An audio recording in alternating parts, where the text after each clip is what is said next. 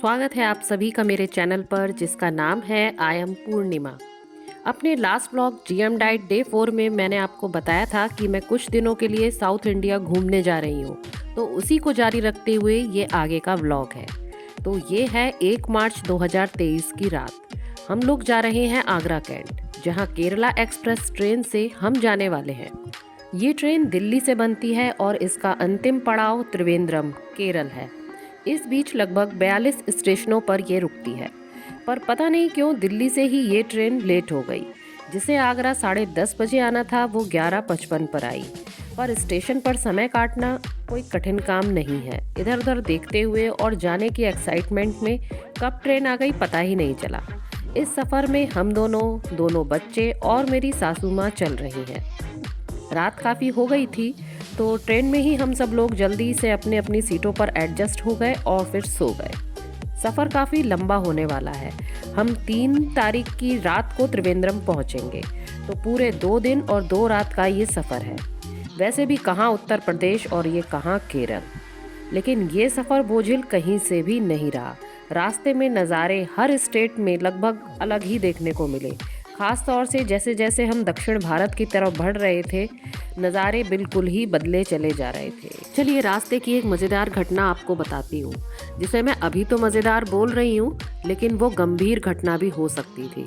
वैसे तो मैं ट्रेन रुकने पर नीचे नहीं उतरती हूँ, लेकिन कोयम्बटूर स्टेशन पर जब ट्रेन रुकी तो भानु ट्रेन से उतर गए। वो जनरली उतर ही जाते हैं, थोड़ा बहुत टहल के ऊपर चढ़ जाते हैं। बच्चों ने फिर मुझसे चिप्स और कोल्ड ड्रिंक लाने की फरमाइश की। वैसे तो मैं भानु को कह देती, लेकिन वो मुझे स्टेशन पर दिखाई नहीं दे रहे थे, तो फिर ये लाने के लिए मैं ही ट्रेन से नीचे उतर गई। और थोड़ी ही दूर पर एक चिप्स आदि का एक स्टॉल था। मैंने वो सब सामान वहाँ से ले लिया और वो बस मुझे खुले हुए पैसे देने वाला ही था कि ट्रेन चल दी। बिना गिने मैंने उससे पैसे लिए और मैं ट्रेन की तरफ भागी। मेरा वाला कोच आगे निकल गया था, पीछे एसी के दूसरे डिब्बे चल रहे थे। एक वेंडर चलती ट्रेन में चढ़ा और मैं कस के भाग के उसके पीछे, लगभग उसको धक्का देते हुए मैं ट्रेन के अंदर घुसी। वेंडर के आगे टीटी खड़ा था। मेरा धक्का वेंडर को और वेंडर का धक्का फिर टीटी को लगा। दोनों ही चौंक कर मुझे देखने लगे। फिर मैंने मुस्कुराते हुए कहा कि अरे वो ट्रेन चल रही थी। उनका रिप्लाई सुनने से पहले ही मैं अपने कोच की तरफ बढ़ गई। महिला होने का फ़ायदा ऐसी जगह मिल जाता है, नहीं तो वो टीटी मुझे बहुत डांटता। डांट तो खैर मुझे वैसे भी पड़ी। जब ट्रेन चली तो भानु अपने कोच से मुझे चिल्लाकर बोल रहे थे कि चढ़ जा, ट्रेन चल दी, चढ़ जा। तब मैं काफ़ी दूर थी तो मुझे सुनाई नहीं दिया। ये बात मुझे बच्चों ने बाद में बताई। फिर बाद में इन्होंने जमकर मेरी क्लास ली। अब सोचती हूँ कि यार अगर उस दिन मेरी कोयम्बटूर में मेरी ट्रेन छूट जाती तो मैं क्या करती और ये लोग क्या करते। और इतनी लंबी दूरी की ये वैसे भी ट्रेन थी। यही है वो चिप्स और कोल्ड ड्रिंक जिसकी वजह से मेरी ट्रेन छूटने वाली थी। वैसे ये मौसम काफ़ी सही है दक्षिण भारत घूमने के लिए, ना ज़्यादा गर्म और ना ही ज़्यादा ठंडा। वैसे तो दक्षिण भारत में पूरी साल एक सा ही मौसम रहता है। मार्च में जाने का मतलब है कि आप वहाँ ऑफ सीजन जा रहे हैं। वैसे तो हम काफ़ी नाश्ता अपने साथ लेकर चले थे, फिर भी ट्रेन में ऐसा क्या नहीं है जो ना मिलता हो। बच्चों को मैगी कप नूडल्स भी खाने को मिल गए। बच्चों के साथ ट्रेन का सफ़र कभी भी बोरिंग नहीं होता है। कुछ ना कुछ लगा ही रहता है और वो कुछ ना कुछ बोलते रहते हैं। बाकी और टाइम पास के लिए हम घर से कार्ड्स भी लेकर आए थे, तो हम लोगों ने वो भी खेले।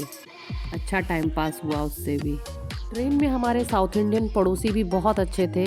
हालांकि उन्हें हमारी हिंदी समझ में नहीं आ रही थी और हमें उनकी मलयालम, लेकिन दोस्ती वहाँ पर भी हो गई।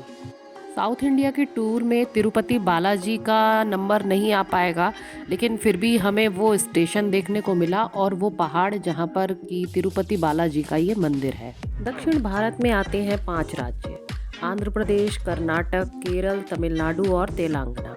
लेकिन हम सिर्फ 2 राज्य केरल और तमिलनाडु के कुछ खास दर्शनीय स्थल देखने जा रहे हैं। 4, 5, 6, 7 और 8 ये 5 दिन हमारे बड़े ही व्यस्त होने जा रहे हैं। 9 तारीख की हमारी वापसी है।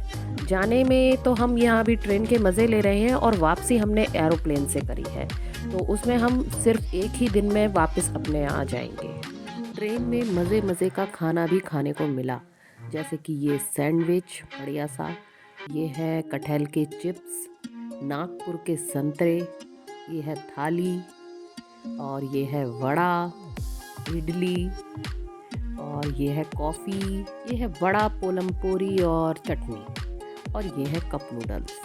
तो इस तरह से खाते पीते हंसते गाते 2 रात 2 दिन का सफ़र मिनटों में तय हो गया। घर आके तो अब ऐसे ही लग रहा है कि जैसे वो वक्त मिनटों में ही निकल गया हो। और अब आप यहाँ देख रहे हैं जैसे दक्षिण भारत ये आ चुका है। यहाँ देखने को मिले ये बहुत ही सारे नारियल के पेड़, और मैंने तो यहाँ पहली बार देखी केले के पेड़ की खेती। ये देख रहे हैं आप, पूरे में केले के पेड़, छोटी छोटी पौध उनकी लगाई गई है, उसकी यहाँ खेती हो रही है। ये तो मैंने सच में पहली बार ही ऐसा देखा।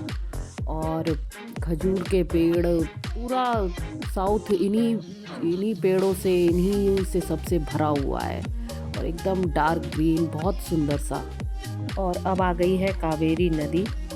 तो इस तरह से कभी नदी, कभी पहाड़, कभी वहाँ बने सुंदर मकान, तो कभी नारियल के पेड़, कटहल के पेड़, यही सब देखते हुए हम रात 11:55 पर त्रिवेंद्रम पहुँच गए। हम 1 मार्च की रात 11:55 पर ही ट्रेन में सवार हुए थे, और अब 3 मार्च की रात 11:55 पर ही ट्रेन से उतर रहे हैं। बहुत ही बढ़िया सफ़र रहा हमारा इस ट्रेन में। अब इसे अलविदा कहने का वक्त आ गया है, और हम यहाँ से जा रहे हैं सीधे बाहर।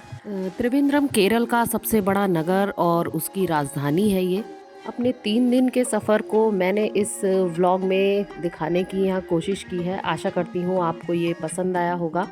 अब आगे का व्लॉग मैं डे बाय डे बनाऊँगी कि केरल में हमने क्या किया, फिर उसके बाद आगे हमने क्या क्या किया। तो बने रहिएगा मेरे साथ। नेक्स्ट व्लॉग में आपसे फिर मिलती हूँ मैं। तब तक के लिए मुझे आज्ञा दीजिए। Tata, bye bye, thanks for watching.